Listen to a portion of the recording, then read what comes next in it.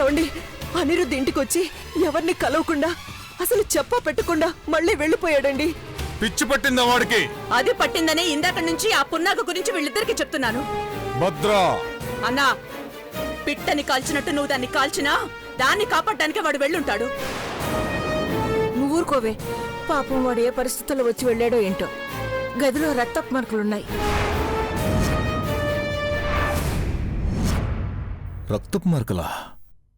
అనిరుద్ధ్కేమైంది? అదే తెలీదండి.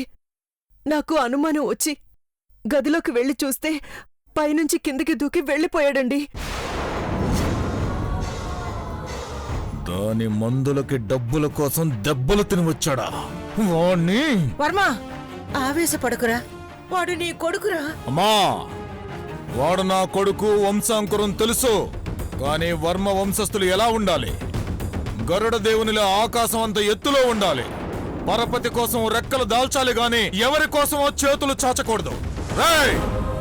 అయ్యా, అనిరుద్ధ్కి రక్తం ఆరేలోపు నా కళ్ళ ముందుండాలి.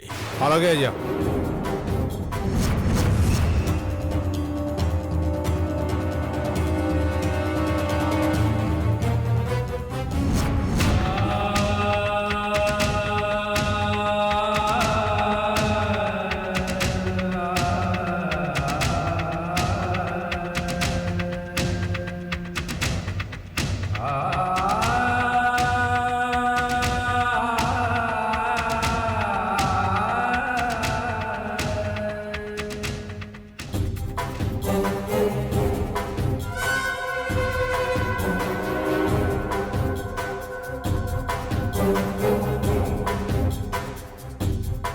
రెక్క విరిగిన పక్షిలా పాకుతూ ఉంది.